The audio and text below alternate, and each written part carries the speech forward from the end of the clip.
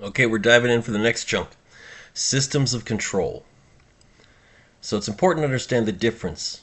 We have to be clear about the meanings of words here, not to just be a word police. I'm not trying to be a stickler enforcing upon you, but there are meanings that were distinct meanings. There's one meaning and there's a different meaning.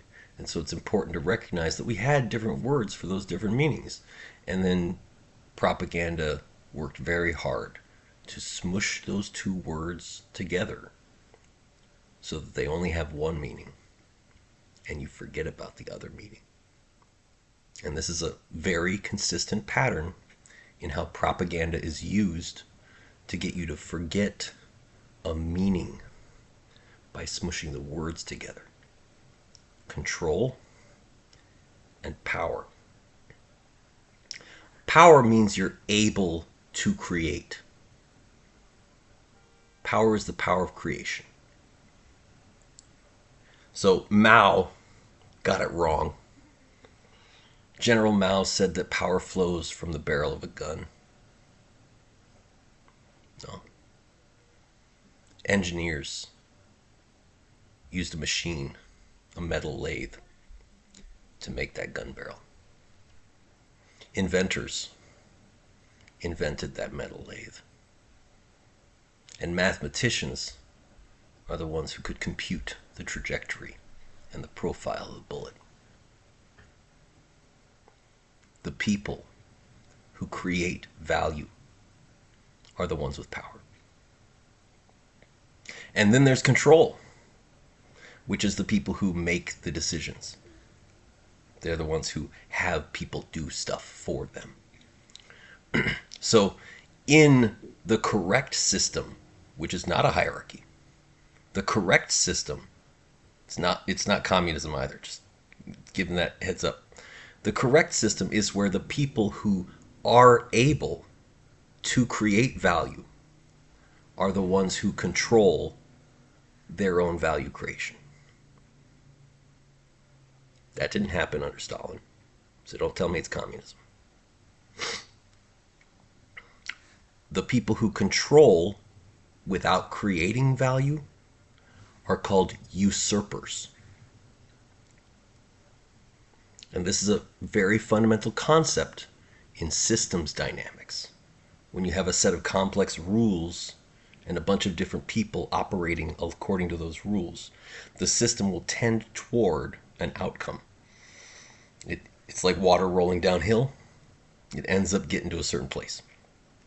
That place that it gets to and settles in is called the equilibrium. So in a system where the people who are able to create real value for others, when they have control, then there is a natural incentive. Nassim Taleb talks about skin in the game.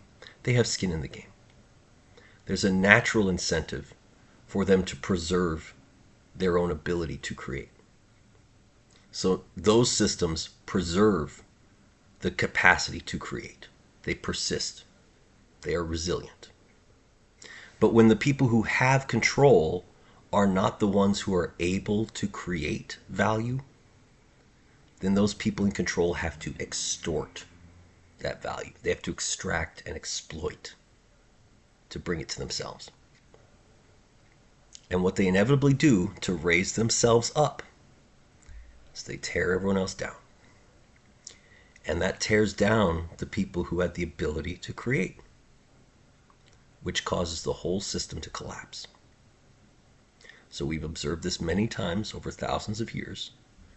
When the people in control are not the people who are capable of creating real value, then the people in control exploit those value creators until it collapses. And I already mentioned the solution is not communism.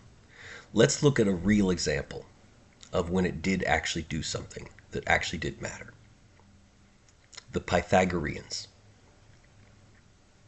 Pythagoras was a mathematician, lived in ancient Greece. Well, he lived on one of the islands that was Greek. It was a Hellenistic island. And he's the guy who had that formula you learned in high school or middle school, Pythagorean theorem. He didn't actually invent it. The Chinese had a better proof. The Babylonians knew about it too. It's been around for a while. But he's the one who got his name stuck to it. And he had a lot of other math he came up with that we don't know about because the records of him were destroyed. We actually don't know a lot of details about Pythagoras' life. But we do know a few things. He set up a colony. And he would invite people to live with him in this colony. It wasn't like a hippie commune. They were only allowed to live there if they could prove that they can think clearly.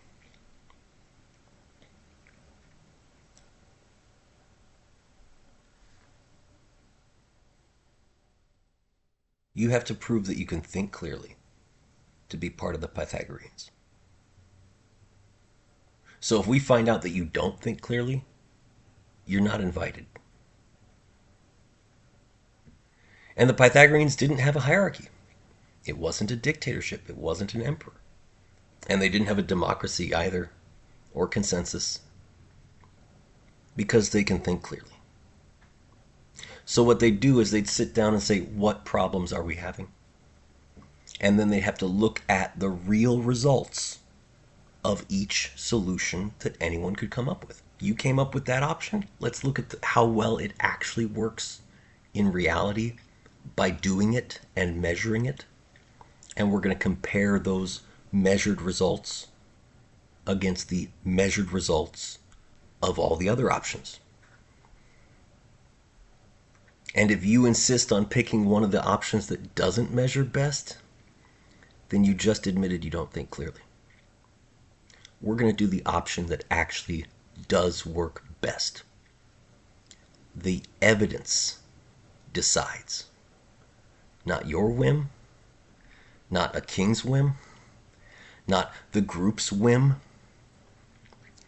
It's not consensus. It's not democracy. It's not communism. It's not socialism. It's not representative systems of government. It's not a parliament. It's not a king. It's not an emperor. It's we're going to do what actually did work when we tried all the options. We tried all the options. We found out the one that actually works. We're doing that one. And so Pythagoras' colony was working really well because they did what actually worked. They checked to see what works, and they did it. And it was doing so well that it was actually better than the neighboring cities, the city-states, with each of them that had their own kings and nobility.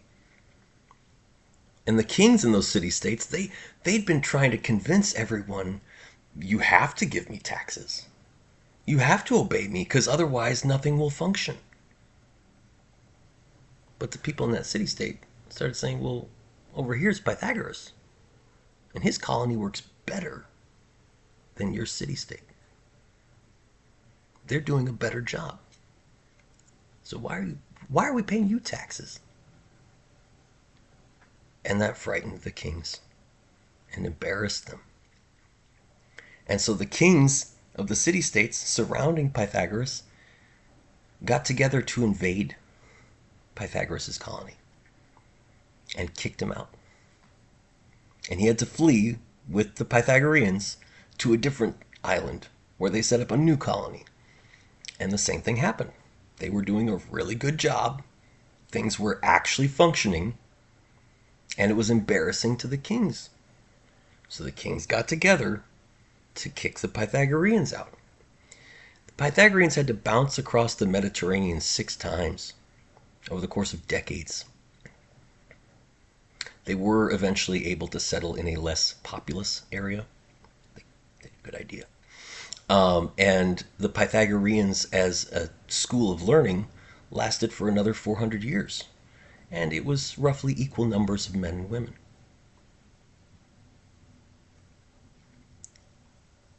So you don't need democracy. And you don't need dictatorship.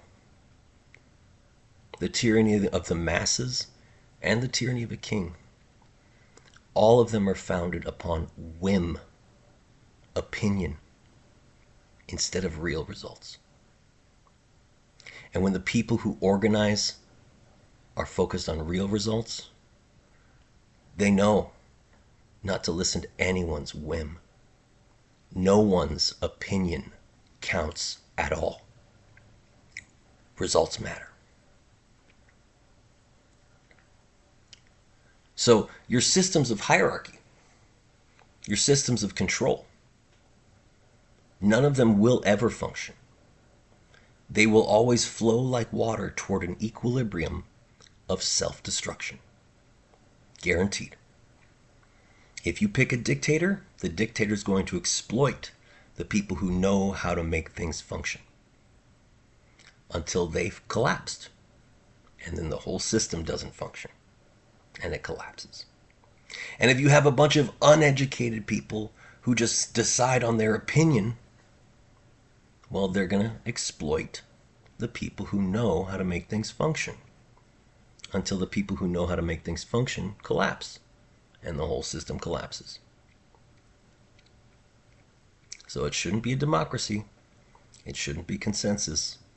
It shouldn't be a representative government, a parliament, a dictatorship, any kind of hierarchy. Can't choose communism or socialism or capitalism. You have to choose what actually functions. And that's not going to fit in your simplistic schema. And at around the same time in the Mediterranean, this is something your history books gloss over and idolize. There were Greeks who were doing democracy. And you'd think if democracy was so great, it would have stuck around. But Socrates was speaking against democracy at the time. And this wasn't like when Otto von Bismarck was arguing in favor of monarchy. He was a monarchist. So was Metternich. They were monarchists. They were monarchical. So they had debates where they were talking about monarchy and trying to hype it up and make it sound great. And it's just a bunch of dumb arguments. But they were doing democracy in the ancient world. And Socrates said, if you have everyone just picking by their whim, their opinion, then inevitably the people who win power are the ones who are best at scamming dumb people. Have you noticed? The dumb people keep electing whoever's best at lying to them. It's the candy store. The guy who promises you a pony and dangles candy gets elected in a democracy. Because you're choosing based on whim and opinion instead of results. So Socrates spoke against democracy, and the Greeks ended up agreeing. That period of democracy in Greek history was called the Age of 30 Tyrants. And the people they elected as leaders loved to take everyone's money and send them to war. Weird.